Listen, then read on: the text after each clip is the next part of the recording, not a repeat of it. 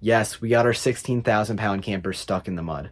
And that's crazy. And I'm going to show you how we got that out. But what's even crazier is that it almost happened 2 months ago. And that means that it has been almost 2 months since I've uploaded my last YouTube video. And frankly, I don't really want to be that inconsistent. TikTok is my main platform, but I do want to upload more on YouTube. So because of that, if this video gets 100 likes, I will upload one video for every single week until the end of the year. But because we don't have very good internet all the time, I might not be able to upload every single week, but there are 17 weeks until the end of the year, meaning that I will upload 17 more videos by the end of the year. Does that make sense? And one more thing before we get into the video, I will be putting the full interview from this video onto my Patreon, almost unedited, along with any other interview that I will do, and that includes some exclusive ones. So if you want to go check that out, it really supports me and you get more content. Anyways, I know you guys came to see our camper stuck in the mud, so let's get right to that. Dad, how did that happen? So the day we pulled in to our friend's place, we drove through a field, and it hadn't rained for a while, and it was dry. And the night before we left, we had a nice rainstorm.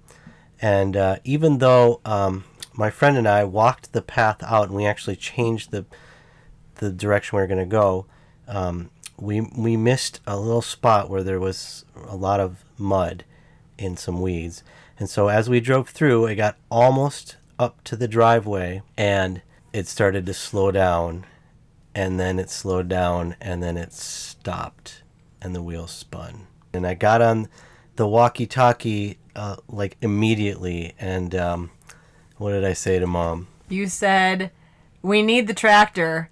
We need the tractor." I don't even think we were. I was completely stopped yet. I knew it happened because our friends had a tractor, and they were telling us as a backup plan they would pull it out and help us if we got stuck. So we felt like we had a backup plan. We didn't call the tow company initially. What did we try out first? The tractor. So our friends had a tractor. And that didn't work. We hooked it up. Then they brought out their truck, right? Yeah, it was a 2500. Yep.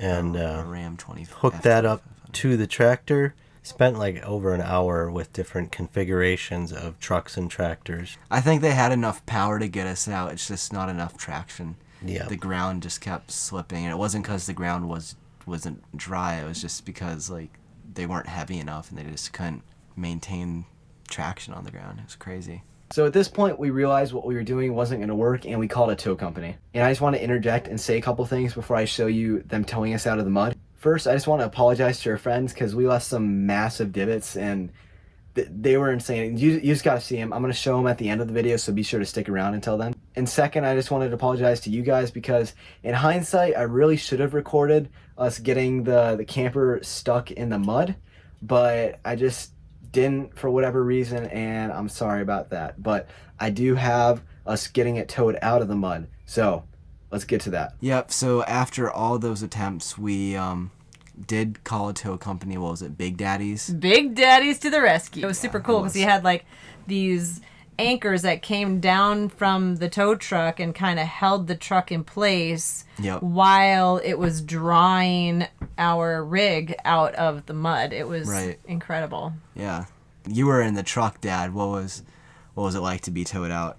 Well, and let me just say real quick first, you do have a thought or two cross your mind when the first tractor and the attempts don't work, and you start worrying, is this going to be stuck here forever? Silly thoughts. Mm-hmm.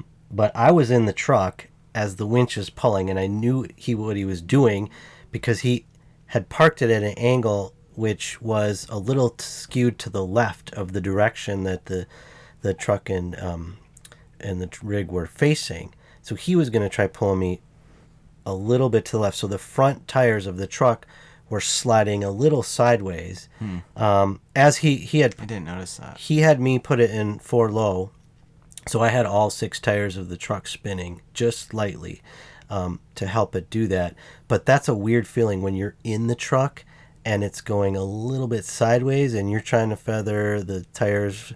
And you start to, worry a little that it might not go as well as planned. Because you weren't in complete control. It was really the winch that was doing all of the work. But I was super relieved when they finally came and they started pulling. But then there was a point, I think that same point that you were talking about, where you could tell that I could tell you didn't have control. Mm-hmm. And I mean, I guess you shouldn't have had control, right? But No. it was quite frightening to see the truck just kind of involuntarily being moved, and I was a little concerned about the cause effect to, you know, our Lucy. Lucy. Yeah. I was a little afraid Lucy might fall over or yeah, but that fifth wheel hitch is pretty good. Yeah, no, I know, but you just start to think irrational thoughts like he was thinking, yeah, you know, we'd be stuck there forever. I guess I was just having this, like, I didn't really exhale until it was done. Yeah. And then it was a big, joyous exhale. Well, and once I felt the wheels start to catch, now they were still they winched me all the way up to the driveway, but when I started to feel the wheels catch, it was then that I knew, like, oh, good, felt the relief that we're getting out of this. Mm-hmm. Yeah. The tires and everything were so muddy. It was crazy. And the camper, where the front of the camper is, that's where the shed is, what we call the shed. That was splattered with mud. It was looked like a war scene almost, or like the truck war scene. You know, it's pretty cool to see. Yeah, and I can't remember which guy was it. Tim, I don't remember. One of the guys said that I would get a lot of respect when we pulled into our campsite. We had just gotten the truck waxed, and we had just washed and waxed the rig. But I'm glad that we did, because I think that helped the mud not create damage or, you know, whatever, because they both made it through. They both made it through without rinsed off easy. Yeah, it did. It came off really easy.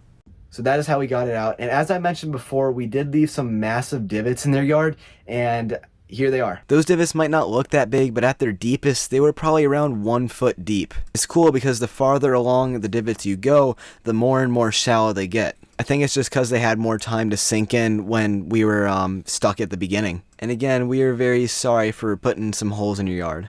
And that's basically it. So if you enjoyed the video, be sure to leave it a like. And if you want to see more from me, be sure to subscribe. That's it. Catch you later.